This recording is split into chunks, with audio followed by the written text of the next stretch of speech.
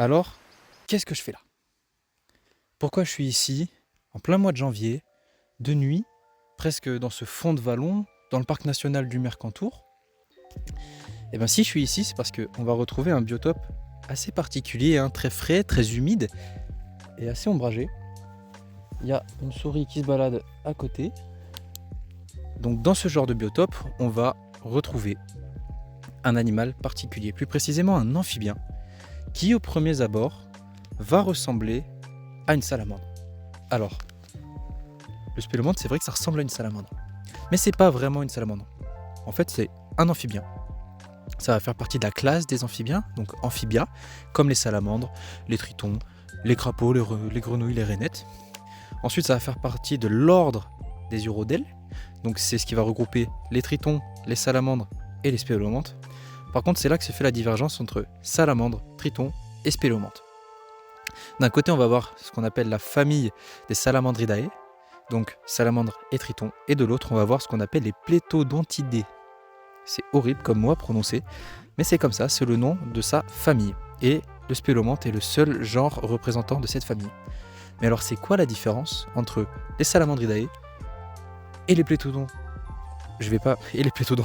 Mais en fait, la différence, elle est très simple, c'est juste que les Plétodons, il leur manque un organe. Il leur manque des poumons. Parce que les Plétodons respirent à 100% par la peau. Tous les amphibiens respirent en partie par la peau, mais pas à 100%. Les Plétodons ont ce qu'on appelle une respiration tégumentaire. Donc ils vont respirer uniquement par la peau, par ces téguments, parce que sur la peau des amphibiens, en fait, on va retrouver des petits pores qui vont permettre justement cet échange d'oxygène et de dioxygène qui leur permet de respirer. Donc d'une espèce à l'autre, chez les amphibiens, ça peut être de plus ou moins important, mais chez les spélomanthes, on est à 100%. C'est pour ça qu'on va les retrouver dans ce genre d'habitat très humide pour pouvoir garder cette peau humide et l'ouverture des pores. Parce que si c'est pas humide, les pores ils vont se refermer. Et des pores qui se referment, c'est un animal qui s'asphyxie. Et c'est un animal qui est protégé. Il est classé liste rouge, il est considéré comme en danger. Et classé liste rouge, donc comme toute l'herpétofaune française, tous les reptiles, tous les amphibiens sont classés liste rouge. Donc si on veut décrire l'animal, c'est un petit amphibien qui va faire entre 10 à 12 cm. Les femelles sont un petit peu plus grandes, c'est ce qu'on appelle un dimorphisme sexuel, lorsqu'il y a une différence physique entre le mâle et la femelle. Et les mâles, eux, qui sont un petit peu plus petits, vont avoir ce qu'on appelle une glande hédonique sous le menton. Donc c'est une glande qui va leur permettre en fait de sécréter des phéromones au moment de la période de reproduction. Donc c'est comme ça qu'on va savoir si ce sont des mâles ou des femelles. Et on le voit sur les images, on le voit sur les photos, ils ont une morphe, une coloration qui est assez particulière, qui est différente pour chaque individu. Et ça, ce qui est pratique, c'est que ça va nous permettre d'avoir une sorte de carte d'identité. Comme nous, les humains, on a nos empreintes digitales, par exemple, qui vont être propres à chaque individu, et les spéléomanthes, eux, ils vont avoir une morphe, une couleur, des formes différentes pour chaque individu. Et ça va nous être utile pour faire ce qu'on appelle de la photo-identification. C'est quelque chose qui est utilisé par les scientifiques, les écologues, les herpétologues, pour savoir si, au moment de faire des inventaires, de recenser les spécimens, savoir s'ils sont tombés plusieurs fois sur le même. Donc c'est quelque chose de super utile. C'est c'est exactement la même chose au final que les salamandres. Tout le monde connaît la salamandre tachetée, Salamandra terrestris, qui elle a des taches noires uniques, propres à chaque individu. Mais il n'y a pas que les amphibiens en fait qui font de la photo-identification, avec qui on peut faire de la photo-identification plutôt. Il y a, pour donner un autre exemple un peu particulier, on a par exemple le dauphin de ruisseau.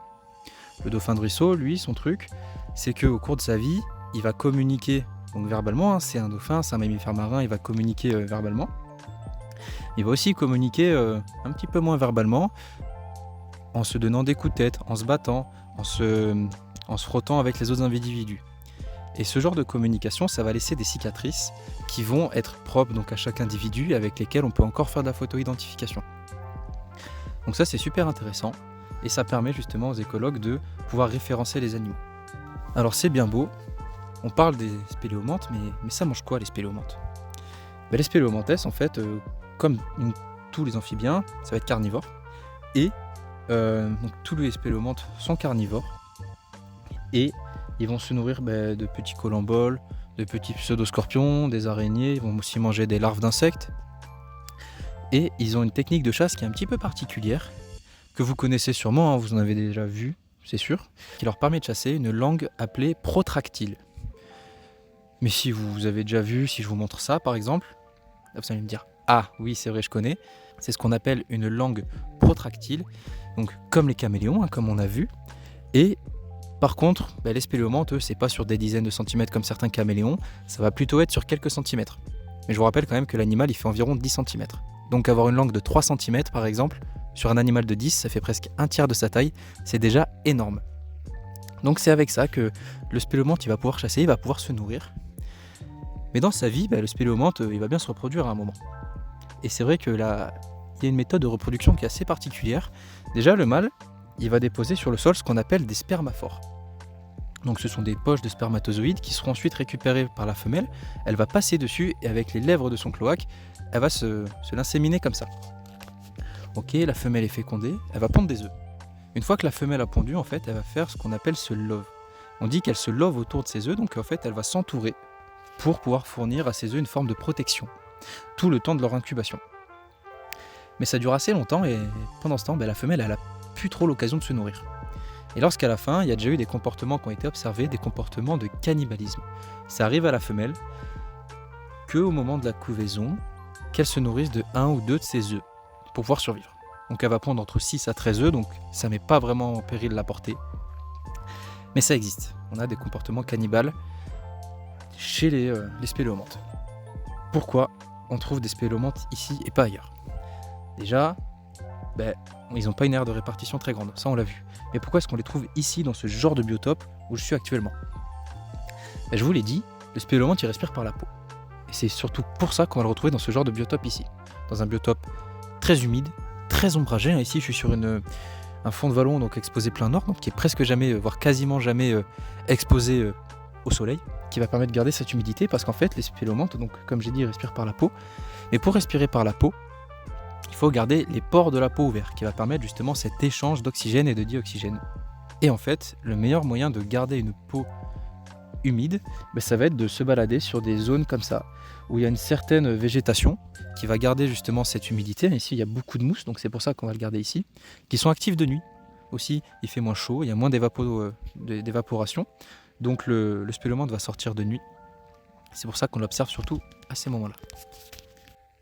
On arrive sur la fin de cette vidéo, j'espère qu'elle vous a plu, c'est une vidéo que j'ai dans la tête depuis un moment et que j'avais envie de tourner, donc la voilà. J'ai d'autres projets comme ça dans la tête qui vont sûrement arriver, donc n'hésitez pas à liker, à vous abonner pour ne pas rater les prochaines vidéos.